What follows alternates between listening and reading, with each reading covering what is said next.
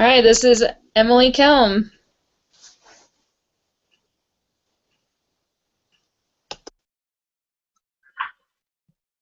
Okay, this is Mary Beth Stevens. Think.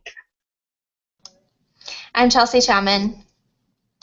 All right, so this is our group meeting for Lesson 2 on October 2nd.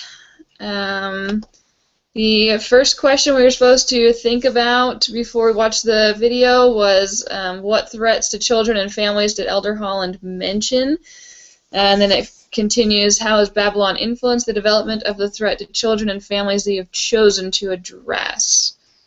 So the easy list that Brother Holland pointed out in the talk was poverty, ignorance, transgression, unemployment, abuse, violence, heartache. So we were talking about families, how that's how we've had more than one person working, things like that.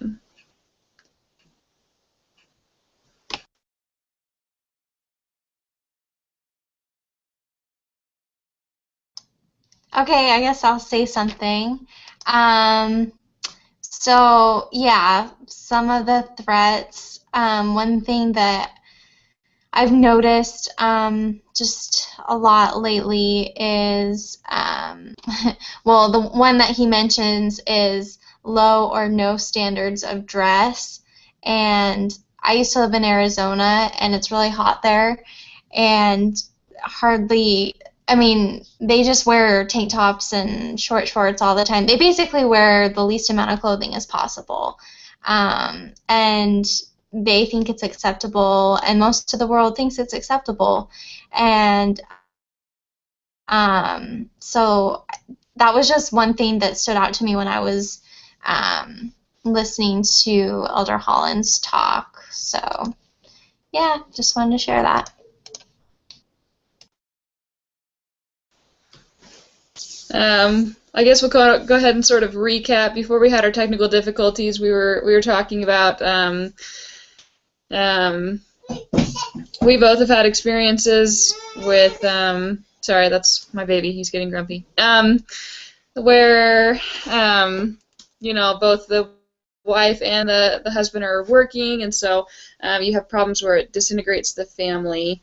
That was something Mary said earlier, was because you're not being able to spend that time together, and even if you are able to, you know, have your schedules flip-flopping, it still means that while your children are getting the values that you want, you're not being able to express them together as a parent couple thing. It's just individual. It's not necessarily coming across the same way either. So I don't know if there was anything we wanted to add to that now.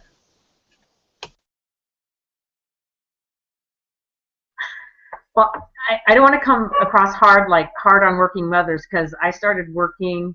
I worked off and on when my kids were little, and then I stayed home for a while.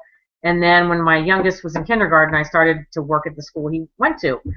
And it's not that single parents can't be good mothers, because I've seen it happen, and I've seen some working families make it work. It just, I think, is harder.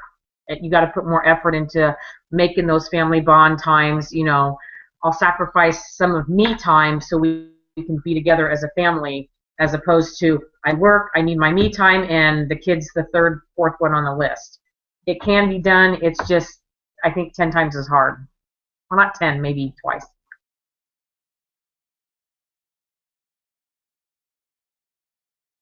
Sorry, I want to. Can I say something real quick? Okay, sorry. I just thought of something. One of my coworkers, she has two small kids at home. One is a baby, and the other one's like 8 or 9 or something. And it took her a long time to have her last baby. And before that, she said how she just loves work, and she she doesn't understand stay-at-home moms because she feels like she would get bored just staying at home all the time, and she needs to come to work. And she works 40 hours a week, and I just don't understand how she has time for her family and work, and why she would rather be at work than with her family. But it's not that she'd rather be at work than with her family, it's just that she would get bored staying at home all the time.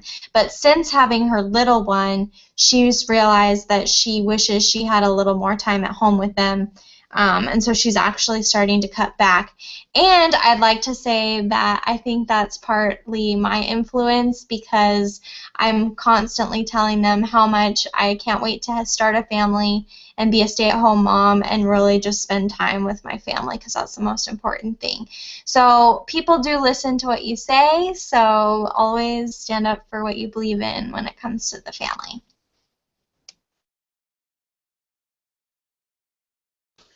It's true I mean, right now I'm working 40 hours a week and being a full-time student, and it's hard, and yeah, like, I mean, I used to think that. I remember thinking, because my mom was a stay-at-home mom, and I was like, I don't think I could do that. That sounds really hard and boring and whatnot. But I think even if you are someone who needs to be out of the house, you can develop your lifestyle in such a way that your family is still the primary focus. Where, like, get involved in the community and just have your children be involved with you. You can still have a routine. You don't have to just be a vegetable on the couch with your children. But so I think sometimes people who think that way forget that. Well, oh, sorry. I mean, I have a niece who's a nurse, so she works 3 12-hour days, so she's off, the other 4 days of the week. That seems to work for her. She just had twins, so she's on maternity leave right now. But there are careers out there or jobs out there that, like hers, allows her to have that many more days that she doesn't have to work. So if there's a need to work, personal or financial, there are ways to get around that so you can spend quality family time together, quality and quantity.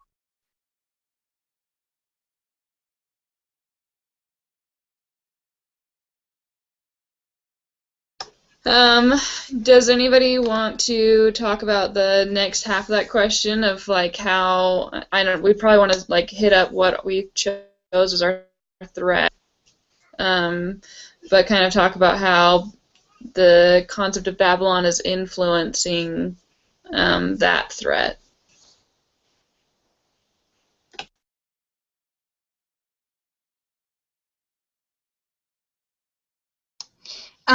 Did you want, sorry, am I just supposed to say what my threat is from that I chose?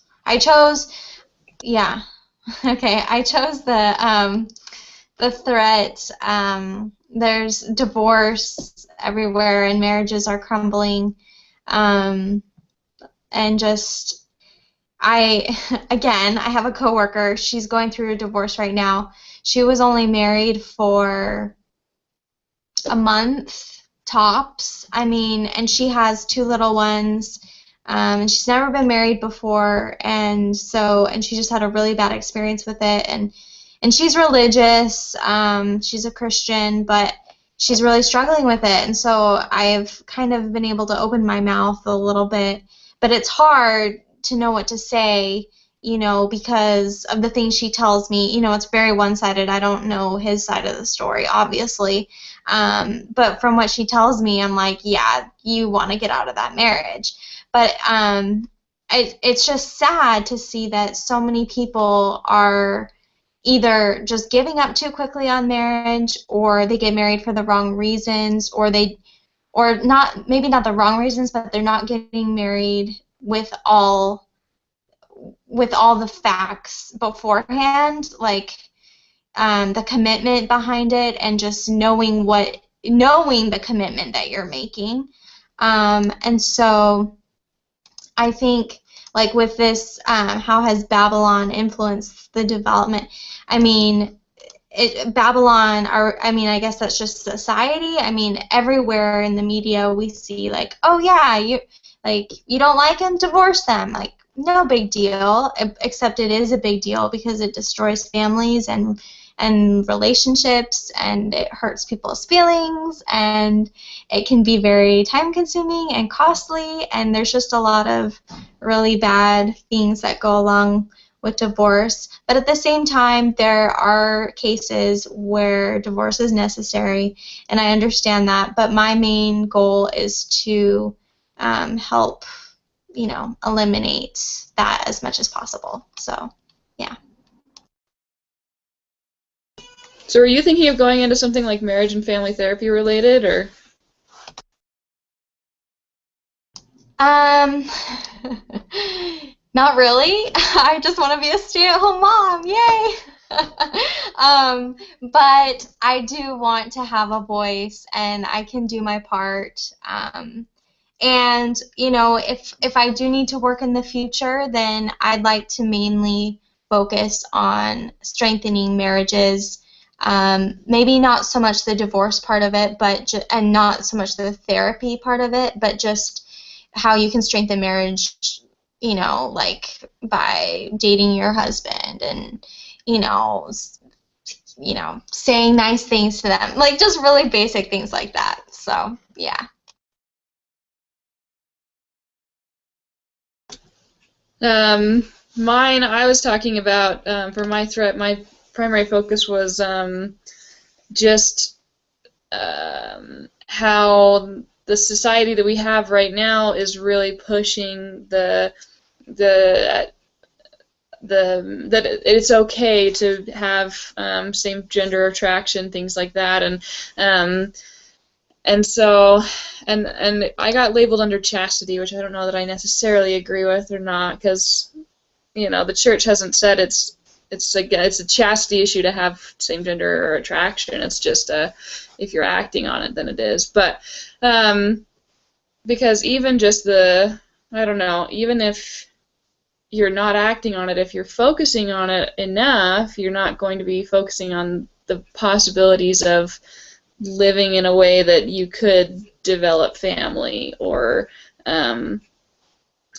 be able to support children or bring children into the world, and so it's causing harm in that aspect of just taking the focus off of needing or wanting to have a family or support your question. Yeah. So, okay, this is an opinion. I've not really thought about this much. If I have same gender issues, like I want to be, same gender attraction, should those people never get married, or should they get married and what's your opinion on that? Because I know a lady who has a blog. She married a man she was best friends with, and he was openly gay. She knew that when she married him. But they were both members of the church. They got married in the temple. But as growing up as teenagers, they knew he was gay. But he was her best friend, and they ended up forming a relationship somehow that works for them. I don't know that every person could, he still struggles with those feelings, but loves her more than those feelings he struggles with, and they have 2 kids. Do you think that's possible for every person who struggles with same gender? I don't go.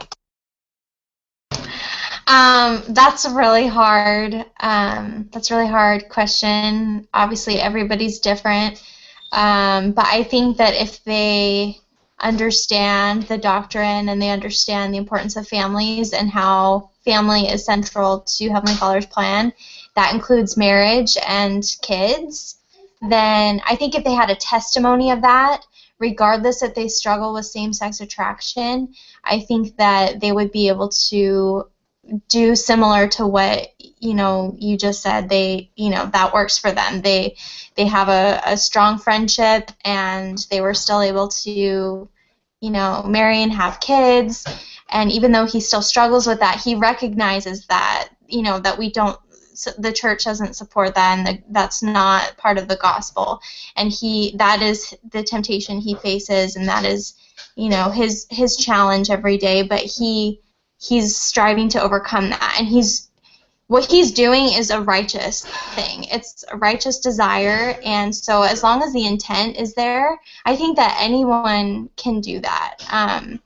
That has that testimony and has that desire and intention. If you don't have that testimony or that intention, then it's not going to work, and it comes down to free agency. So, yeah, that's what I have to say. I think it's also, I mean, I think it's possible and it's doable. I do think it's definitely important that both parties understand the situation. I don't think it's fair to just be like, well, I'm gay, but I'm not going to tell my wife that, or I'm just going to go and get married and she's not going to know I'm struggling with this, that kind of thing. Like, she has to be able to enter into it willingly, or he has to be able to enter into it willingly, knowing all that information because otherwise they are going to struggle with that if it's still a strong temptation, at least. But I think there's also the factor to remember that, like, even people who are heterosexual, you know, some people just don't get married even though they're doing everything they can to go on dates or whatever. They don't find someone who they enter that relationship with, and there's still promises that you can receive those blessings later on, even if you don't get married in this life. I think so. It's not like you can't either just say, well, they never got married and so they're never going to have that blessing because they were homosexual. Like, even if they don't find that relationship where they could have a best friend that understands they're gay and get married and things like that, they can still have hope for those things later.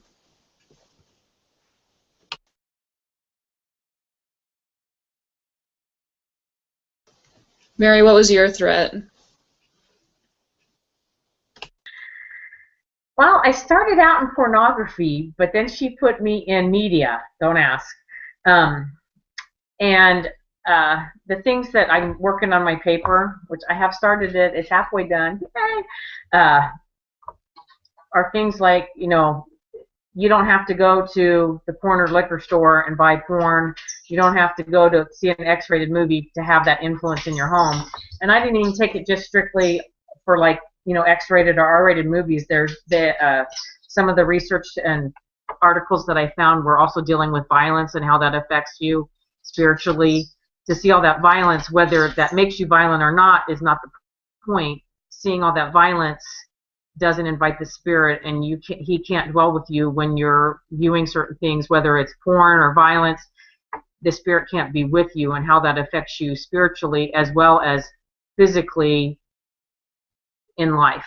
And so with my little paper that we have to do by Saturday, those are kind of the things that I was approaching it from, physical and spiritual effects of media in our life. And because one of my statements is, you know, when my dad grew up in the 30s, all he had was radio and newspapers.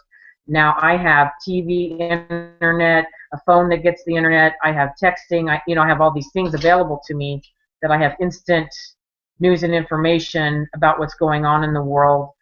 And I also have instant entertainment I could have at my fingertips too, and how that affects us.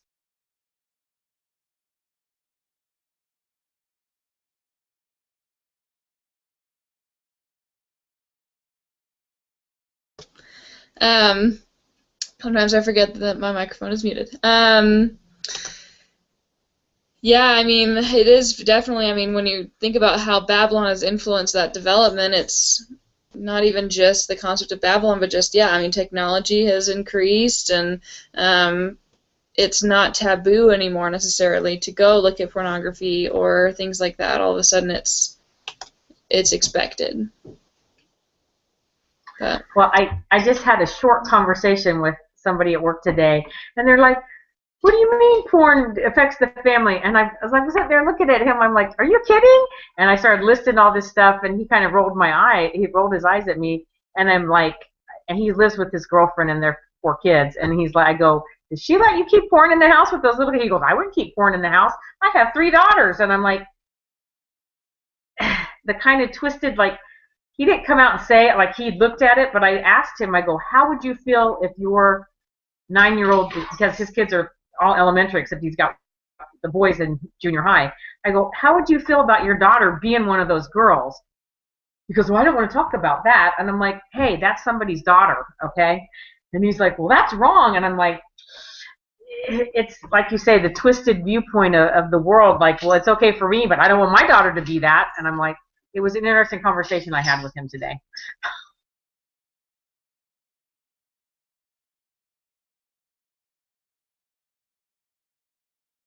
Yeah, that sounds a little bit contradictory for sure. That must have been a kind of fun conversation to have.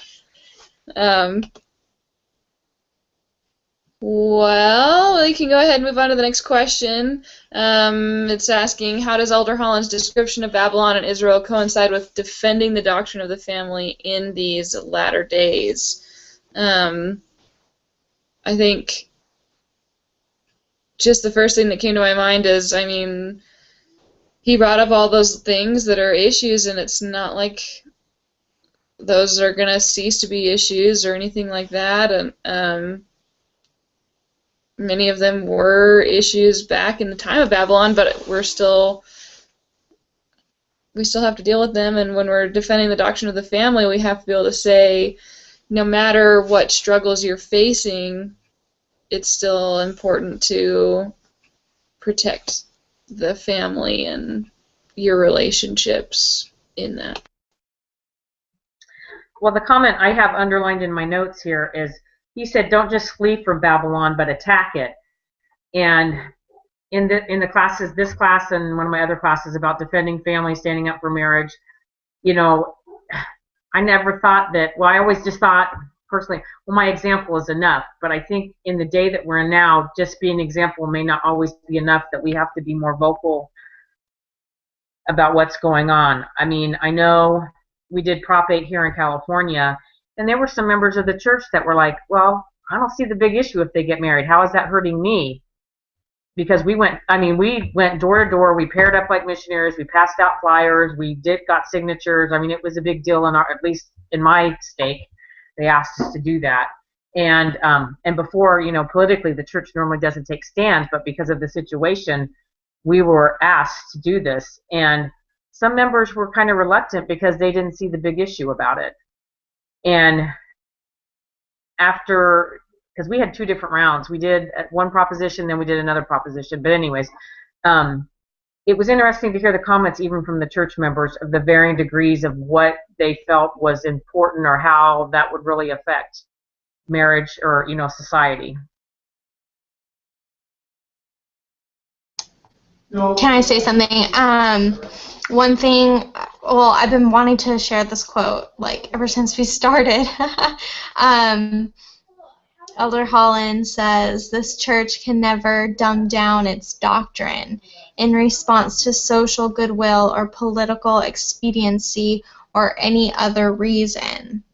Our compassion and our love, fundamental characteristics and requirements of our Christianity must never be interpreted as compromising the commandments. And so, like you said, Mary Beth, like, our example isn't enough. In these days, we have to speak up so that there's no no guessing of what we believe. There's no, like, this never be interpreted as compromising the commandments. Like, we don't want there to be some kind of gray line. We want it to be, no, this is what we believe in, and this is what's right. Yeah, I really wanted to share that ever since we started. So, yeah, there you go. I think because everybody wants to be nice in those conversations, and most people aren't, like, huge fans of confrontation, and so that's where that kind of comes into play, is where they end up trying to dumb down the gospel a little bit so they don't come off as confrontational. But I think it just goes back to that we need to remember you're supposed to hate the sin and not the sinner. You can still express love for whoever you're talking to, but still say, these are my values, and I'm not going to say anything different from my values just because you're the person I'm talking to. But don't misunderstand what I'm saying as that I think that you're a terrible person. It's just, this is what I believe, and that kind of thing. You don't have to water anything down. And that can be important for defending the family, because I think people sometimes do that too. I mean, I'm a social work major, and so like we have discussions where like, do you take the kid out of the home, or even though they're being abused, and so you want to defend the family, but part of the family is the child, or I don't know, people want to be nice and they don't want, you think about, well, would I want someone to take my child from me, but it's not the same situation. I don't know. That came to mind. I don't know how well that connected, but there you go. No, that was good. And then also he mentions Elder Cook says, in addition to protecting our own families, we should be a source of light in protecting our communities. So again, like just not staying in our shell and going out and being a light to others, and have a strong family, and just, yeah, like Emily said, we don't have to be confrontational, but we can still stick to the truth and be a source of light to others. So yeah.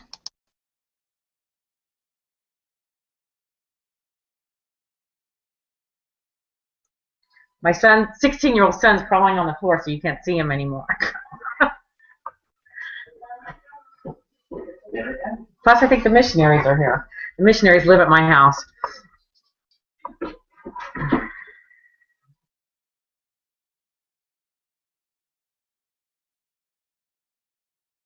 Sorry, I had to get resituated. I was in my son's bedroom, and it was time for him to go to bed. I think one of the other things that I really liked in kind of relation to this topic is, he said, I have not uttered the word missionary in this context for fear you would immediately think of white shirts and name tags. Don't limit me on this. It's that concept of we can still be messengers of God. We can still attack I don't know if attack is necessarily the best word, but address issues in the world and talk to people and bear testimony of our beliefs. But some people forget that they can do that without being a missionary, or they excuse themselves because they're not a missionary. And I mean, probably most of us have done that at some point, as I'm not a missionary, and so I can excuse myself from the situation, but he's encouraging us not to do that in order to better defend the family in the future and going forward, as it's going to get more difficult.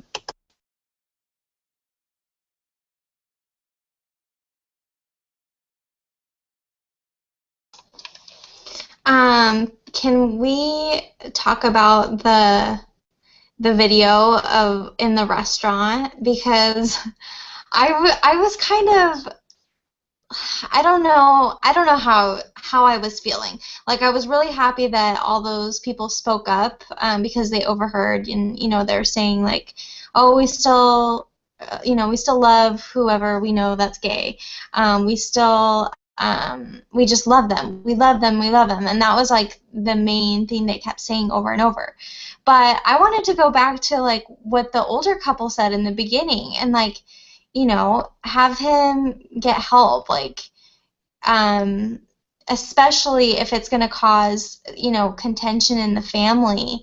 Have him go through some steps to be able to work out his feelings, but also get his opinion, like, okay, now that he's out, what does he want to do now? How is that going to affect the family? Like, they need to just have a family discussion. Obviously, that father should not have acted in the way that he did, even though, that I'm sure it was a shock, but still, he should not have been like yelling at him in the restaurant and saying, "You make me sick, and I gotta go to the bathroom now. I'm gonna throw up." Like just there's a better way to handle it. But like, what would you guys do if that were you guys? I don't know what I would do.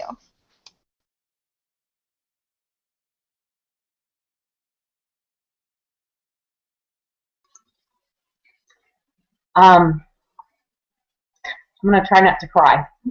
I have a 25-year-old son who his senior year came out to us. And I mean, I wasn't like hateful and yelling, but I can honestly say didn't deal with it very well, because all growing up, he was my dream child. I mean, I swear he never got into any trouble. He was a gate kid. He got straight A's. He did everything at church he was supposed to do. If he was the first one there to do the sacrament, first one to be at a service project, everything. And I was just like, and I got to his senior year, and then he started acting like different, doing stuff, lying to us, sneaking around. I'm like, what the heck's going on? And why did this happen at the very end? Tried to have him get counseling, not to counsel him to change, but counsel to deal with the feelings that he had. He was not open to that. And there was some arguments and stuff, I will tell you that. And finally my husband went to him and said, listen, this is the way you feel and this is the way we feel. We love you and accept you, but if you keep arguing with us, this isn't ever going to work.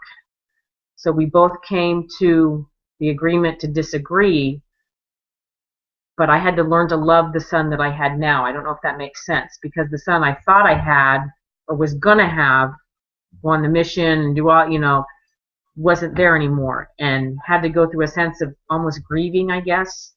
And I can say our relationship is way better than it was now. I mean, way better now than it was. He graduated in 07, so 7 years ago. And when I saw that older gentleman who kind of looked rough, the farmer guy, he goes, all you got to do is love him. All you can do is love him in the end. And I'm like, that was the advice my Relief Society president gave to me. All you can do is love them. And that is what my husband and I chose to do, instead of argue with him and try to convince him otherwise. And that has been the best thing for our relationship. And I share that with you ladies. Thanks, Mary Beth. That's a really great thing that you shared with us. And I've read the talk by Elder Oaks, about that. And that's exactly what he says too. Like, above all else, love them. Like, if that were, their son saying that, or their daughter, you just say, well, I still love you and I always will love you. So thanks for sharing that. I mean, he's had a couple boyfriends, and they've been at our house for dinner and Christmas and birthday things, and I've treated them just like I would treat my son, with the same respect and stuff, but in turn, they respect my home and the rules that I have. And somehow we just make it work.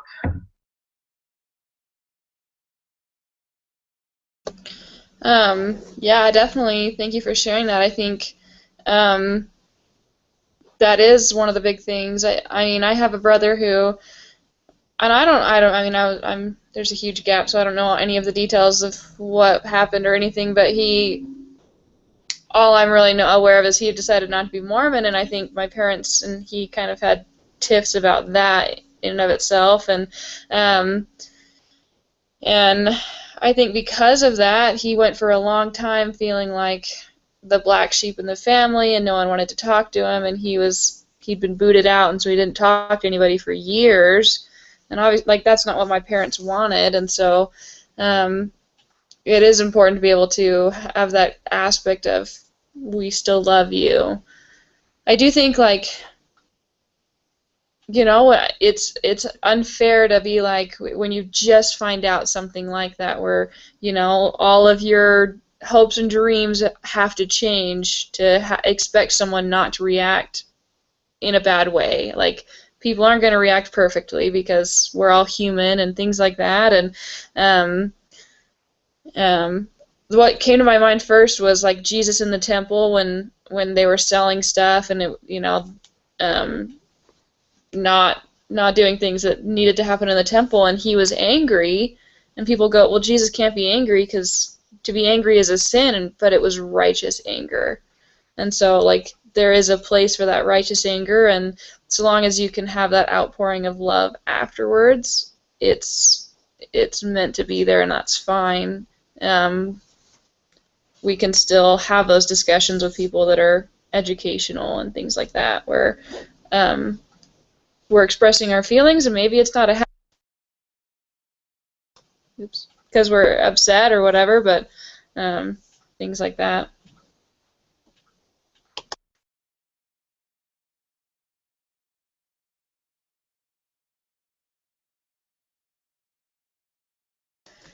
While we're talking about the video, we could also talk about, like, one of the questions is, what obligation do we have, like, if we were in a scenario like that? I think that's an interesting question because I don't know if y'all read the transcription. There was also a link underneath the video for, like, if you want a transcription of this video, click here, and it's not a transcription of the video. It's, like, completely different. But I was reading through it, and it was kind of, some of the things that were said in that video, it seemed like it was a similar video anyway, were interesting because, people made comments like, well, it's between the family. I mean, and they kind of made similar comments in the video as well, but, it's, you don't get between family, or it's not my place, or things like that, and they were in the middle of it, so I didn't want to get involved, or, I mean, I think we all feel that way, and I don't know, that's an interesting question to me. I mean, Emily, you said you were a social worker, like, major. If you were a social worker and heard that conversation go on, would your instinct would it be to have jumped in, or would it be like, I don't know? Because, I mean, I'm a librarian. I work as a librarian, but we sign a contract saying if we suspect child abuse that we have to thing it. So I'm always on the lookout for that. If I think something's not right, my instinct is I'm obligated, whether the kid's in my school or not. I think I need to take care of it. But I don't know if I were in that situation that was in the video, how willing I would have been to jump in on that. Well, it's interesting because, I mean, at that point, how much information do you have? It's he's just finding out. It's not like he's expressing anything where he's like, I'm going to go home and beat this out of you or something. If that had been said, that'd be different. I mean, I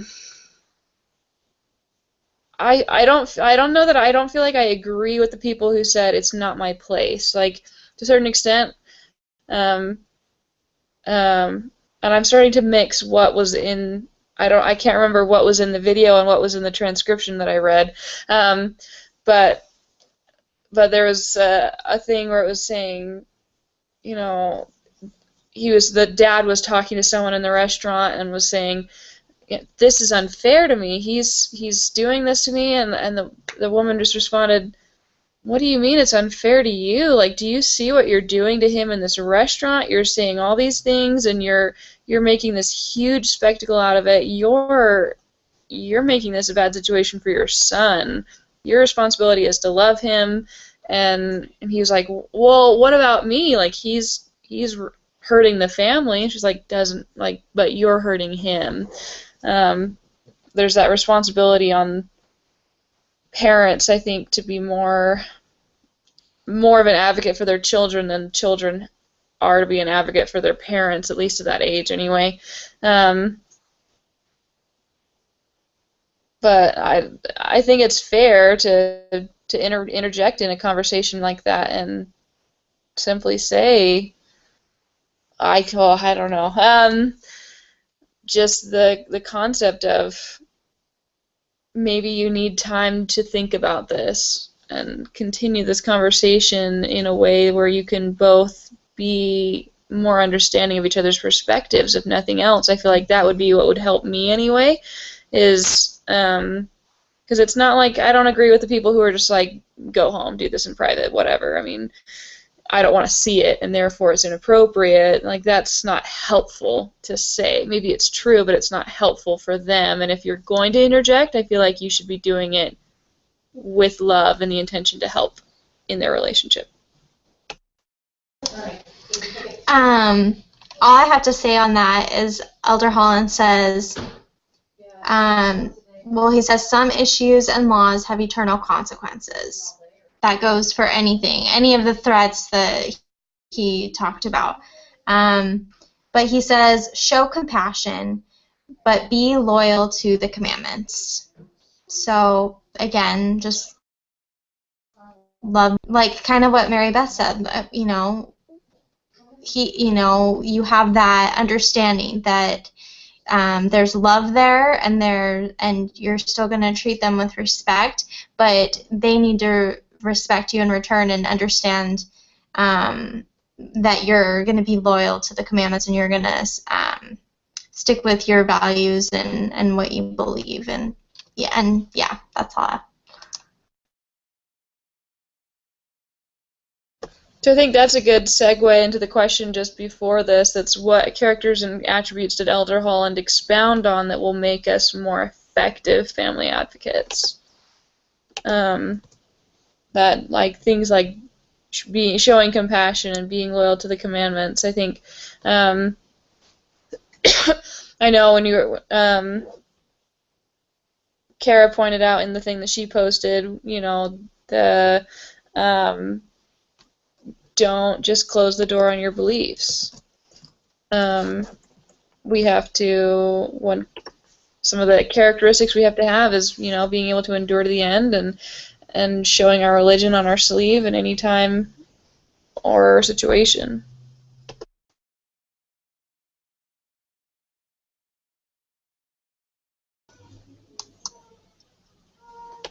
I was just gonna say also what Kara posted on there.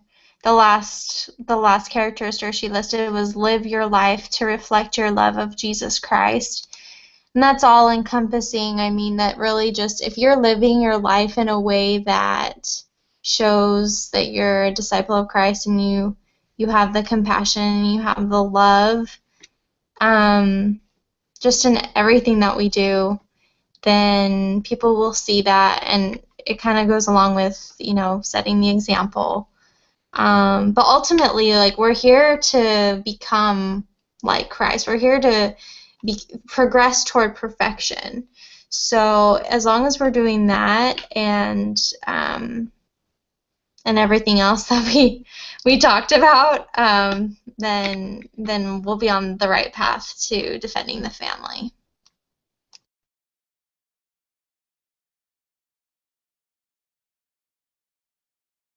I think that answers the last question too. I mean, what principles would guide your response if we're supposed to be setting an example at all times, and if we're supposed to be reflecting the love of Jesus Christ, things like that? It's that should guide our response in the aspect of, maybe if that's my focus, then I'm thinking just expressing your child is a child of God, and Heavenly Father loves him as he is, and wants him to obey the commandments, but regardless loves us. And I think our goal, or a good goal to be, would be to reach out, and that concept of his arm is ever reaching no matter what. And we could, in that situation, we could suggest that same principle of instruct your child on your beliefs, but make clear that your arm is ever stretched out to be in his life and to love him.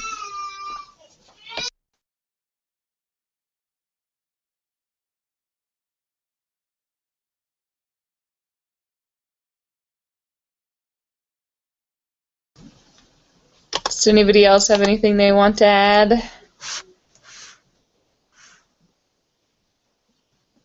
Are we nearing the end? Okay, so I'll go ahead and summarize. As far as threats to children and families, we talked about poverty, ignorance, unemployment, low standards of dress, how that is now acceptable. Things like that are affecting families and just the basic standards that we uphold and how things are falling. We talked about how it's harder where people are working more. You have mom and dad working and not just one of them. It starts to disintegrate the family, and while it's not a crime to be poor, it's not a crime, you can still have kids without a lot of money. You can still be successful as a single mom or single dad. It's just harder. And then we talked about that realistically, a lot of the time it just comes down to where your focus is. If your focus is on family, then you can be successful, but if your focus is on work or your goals in life, then that is going to disintegrate your family, and that's what society is encouraging right now, is focusing on other things. We each talked about our threats that we chose, from divorce to same-gender attraction to pornography in the media, and how Babylon has encouraged each of those behaviors and now says that they're okay. Society has made it acceptable. Regarding how Babylon and defending the family is in our day, we talked about how we can't compromise the commandments and we can't dumb down the gospel. It's our job to speak up. The concept of it's not just missionaries who need to defend the family or the gospel. We need to do so in our everyday lives. And then just kind of in response to the last three questions, like with the characteristics and attributes, we talked about living your life to reflect the love of Jesus Christ, and don't close the door on your religion. It's important that we all set an example.